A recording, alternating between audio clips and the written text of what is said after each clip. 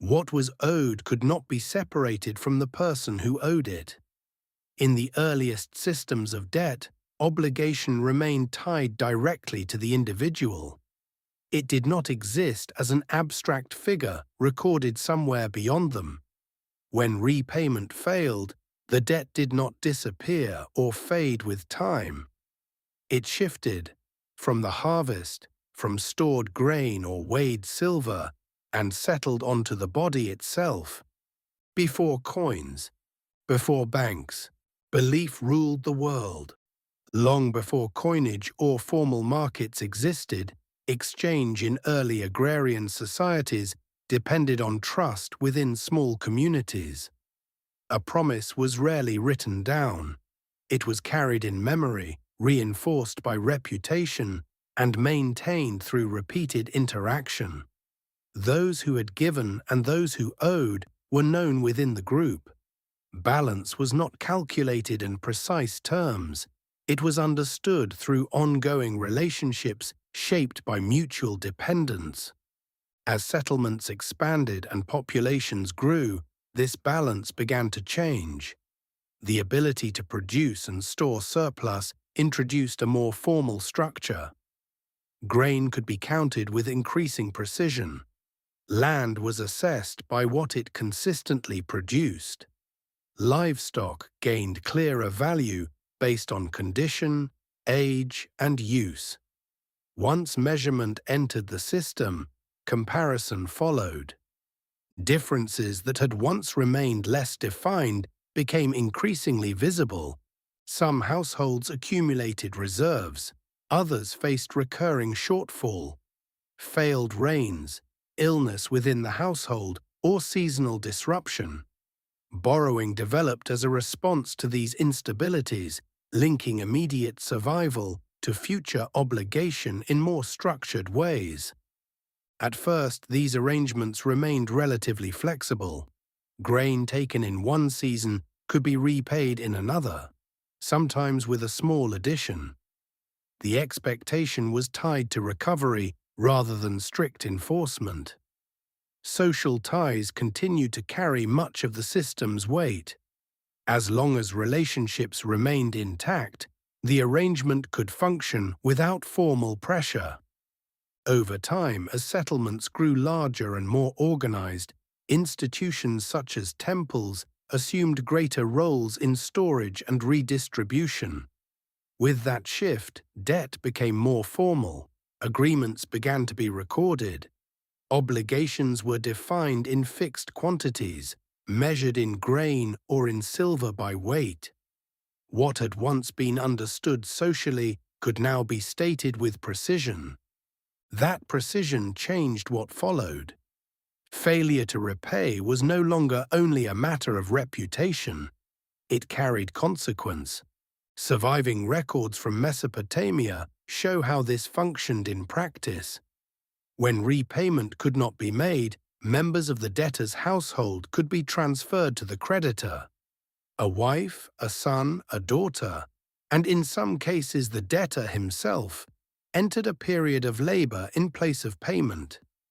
The Code of Hammurabi, compiled in the 18th century BCE, attempted to impose limits on this arrangement, often setting service at 3 years, with release expected in the 4th. Labor had become collateral. At that point, the debt crossed a structural boundary. It was no longer confined to goods or measurable quantities. It extended into human capacity, into the hours, days, and years a person could work. Time itself became transferable. The creditor gained control over labor. The debtor lost control over how that time would be used. Obligation was no longer only an expectation tied to the future. It became a condition experienced in the present. Not abstract, lived. This system is commonly described as debt servitude. It differed from later forms of permanent slavery in that it was, in principle, temporary. In practice, duration depended on status, power, and enforcement. The system did not begin with force. It began with accounting, with the ability to define and record what was owed. Once obligations were recorded and standardized, imbalance could be converted into structured claims over labor. A failed harvest no longer ended with the season. It carried forward. Obligation accumulated. Repeated shortfalls made exit increasingly difficult, especially where access to surplus remained uneven. Over time, this altered the distribution of power. Those who controlled surplus gained more consistent access to the labor of others. Control over production began to concentrate in fewer hands, not through immediate coercion, but through the gradual accumulation of obligation. The ability to command labor became a form of wealth in itself. Rulers recognized the instability this could create. In several Mesopotamian societies, periodic debt cancellations were declared. These edicts, known as amagi or misharum, cancelled certain debts, released individuals from servitude, and restored them to their households and land. These measures were not acts of generosity, they were structural interventions. If too many individuals lost control over their labor, agricultural production declined. Fields went unattended, irrigation systems weakened. The broader economic structure depended on maintaining a balance between obligation and autonomy. Without that balance, the system destabilized.